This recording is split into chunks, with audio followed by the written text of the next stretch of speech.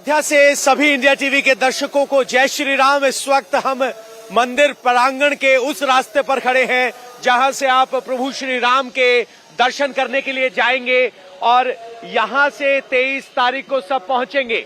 सबकी निगाहें 22 जनवरी को है, यानी 14 दिन बाद जब प्रभु श्री राम की प्राण प्रतिष्ठा होनी है।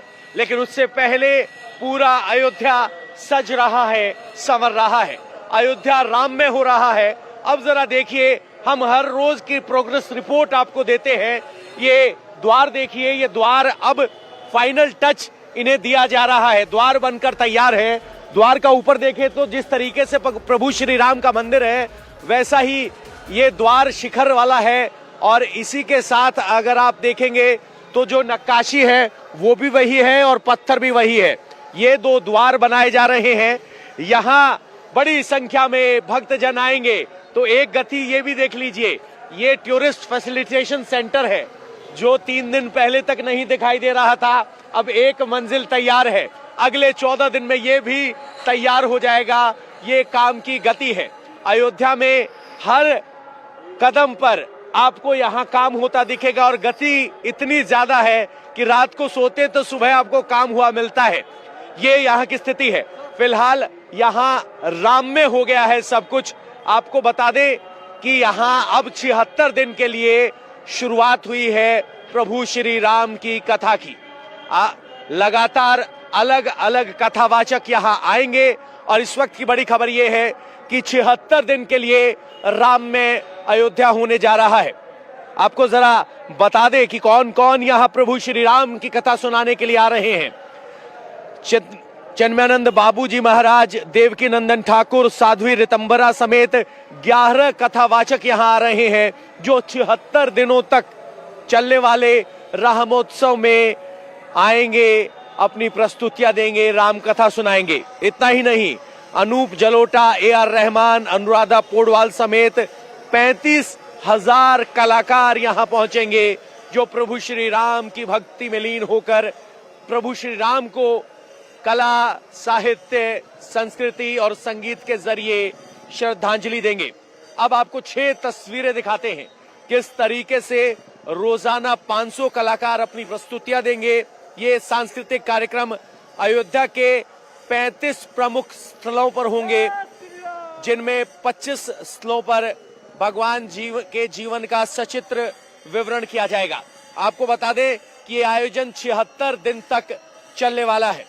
अब आपको बता दें कि प्रभु श्री राम के मंदिर में स्थापित करने के लिए ध्वज दंड यहां पहुंच चुका है। ध्वज दंड जिस पर प्रभु श्री राम की पताका लहराएगी, क्योंकि 3 शिखर प्रभु श्री राम के मंदिर के हैं तो 3 ध्वज दंड है, वो पहुंच चुके हैं और इंतजार है उन्हें मंदिर में प्रवेश का। आइए आपको एक रिपोर्ट दिखाते हैं। श्री रामलला की नए मंदिर में प्राण प्रतिष्ठा के कुछ दिन बचे हैं और तैयारियों को अंतिम रूप दिया जा रहा है।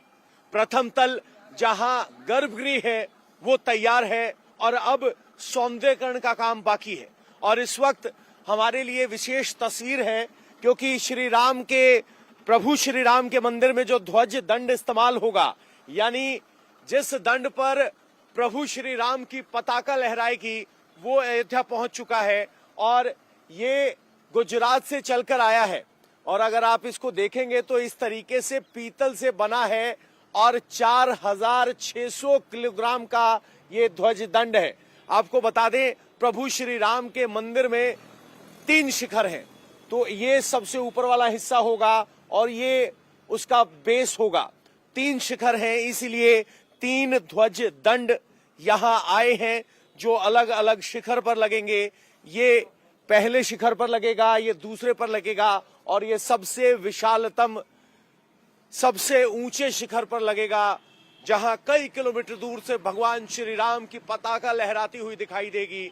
और मंदिर विशाल है, ऊंचा है, इसीलिए ध्वज दंड को भी अतिरिक्त मजबूत बनाया गया है, क्योंकि ये ध्वजा शिखर में होगी, जोर ज्यादा लगेगा। ध्वजा के लहराएंगी तो हवा जोर लगाएगी, लेकिन ये इतना मजबूत और इतना विशाल बनाया गया है कि ये निर्विघ्न हिंदू धर्म की पताका को लहराता रहेगा। और ये ध्वज दंड भगवान प्रभु श्री राम के दरबार में यहाँ अयोध्या पहुंच चुका है।